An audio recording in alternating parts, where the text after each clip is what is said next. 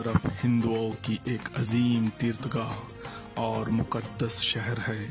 تو دوسری طرف مسلمانوں کا باعظمت شہر ہے اور اسلامی روایتوں کا حامل ہے، اور اس شہر کی خاک میں بڑے بڑے اولیاء کرام آرام فرما ہے۔ بنارس میں اسلام کی کرنیں 5ویں صدی ہجری میں اس وقت چمکی جب سلطان محمود غزنوی رحمۃ اللہ علیہ نے اپنی شمالی ہندوستان کی مہم کے لیے اس شہر کو مارکہ زر بنایا، اور بے پناہ شہیدوں کے خون سے یہ زمین لالہ زر ہوئی۔ 6 صدی ہجری میں حضرت سید سالار مسعود غازی رحمۃ اللہ علیہ نے اپنے تبلیغی قافلہ کے سپاہی سالار حضرت ملک افضل علوی کی سرگردگی میں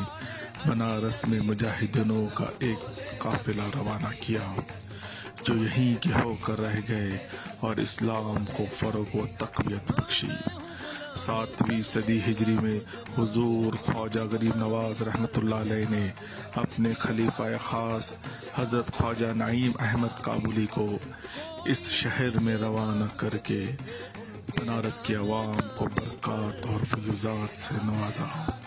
8ویں صدی ہجری میں حضرت مخدوم اشرف جہانگیر سمنانی رحمۃ اللہ علیہ نے بھی اس شہر کو اپنی تشریف آوری سے شرف بخشا اور فیض کا دریا بہا کر مخلوق کو دائرہ اسلام میں داخل کیا۔ بنارس کے چپے چپے اور گلی گلی میں بے شمار اولیاء کرام کے مزارات ہیں، جن میں سے ایک مزار مبارک حضرت قطب زمان سید محمد وارث رسول نما رحمۃ اللہ علیہ کا ہے۔ آپ رحمۃ اللہ علیہ کی ولادت باسعادت سن 1078 ہجری میں ہوئی۔ آپ کی ولادت کے وقت کسی بزرگ نے آپ کے بارے میں پیشن گوئی کی کہ یہ مولود وقت کا قطب زمان ہوگا۔ آپ رحمۃ اللہ علیہ کا آبائی وطن غازی پور کا ایک اہم قصبہ نونہارا ہے، جو علماء و مشائخ کا ایک بہت بڑا مرکز تھا۔ حضرت اورنگزیب عالمگیر رحمۃ اللہ علیہ کے زمانے میں آپ کے والد ماجد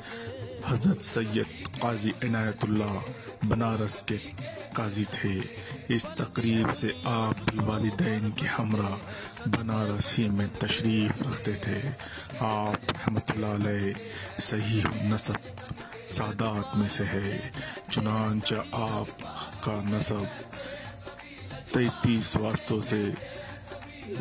امام زین العابدین رحمۃ اللہ علیہ سے ہو کر سید الشہداء حضرت امام حسین بن حضرت علی رضی اللہ عنہما تک پہنچتا ہے۔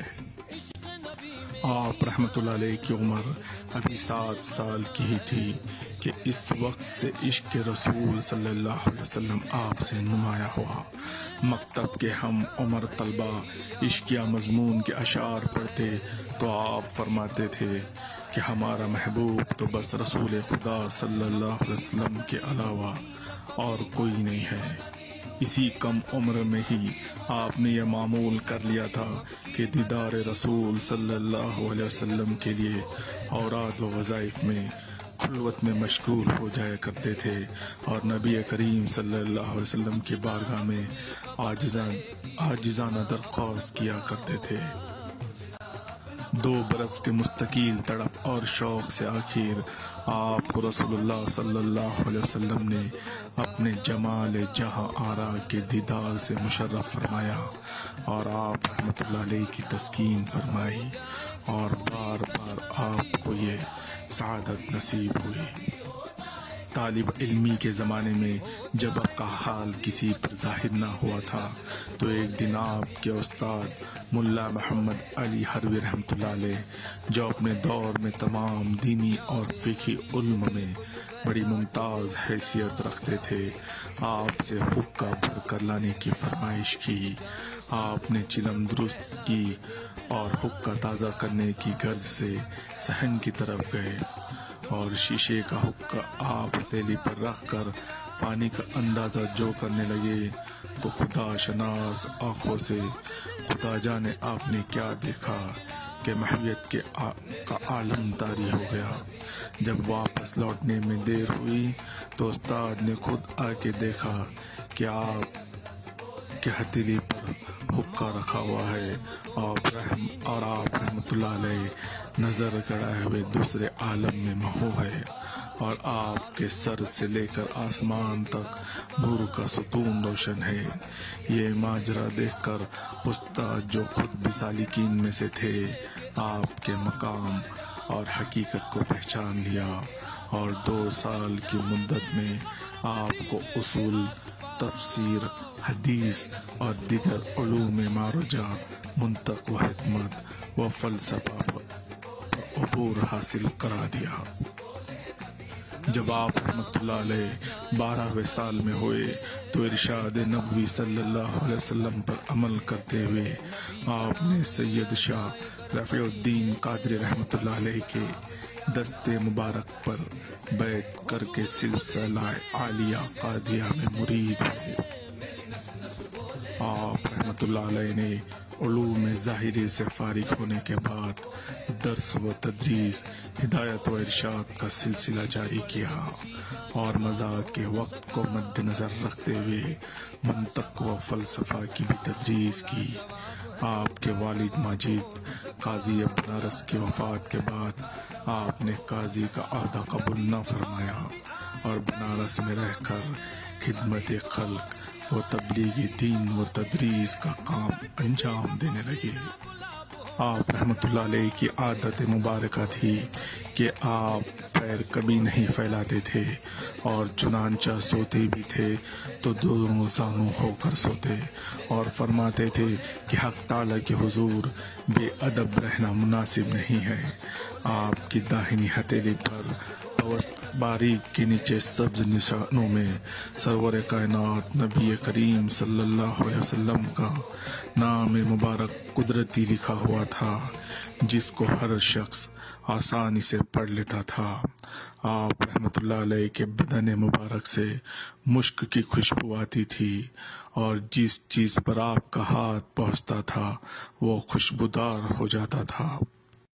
آپ کا لقب رسول نما مشہور ہے۔ آپ مستدعی لوگوں کو 3.5 مہینے کے استخارہ کی مدت میں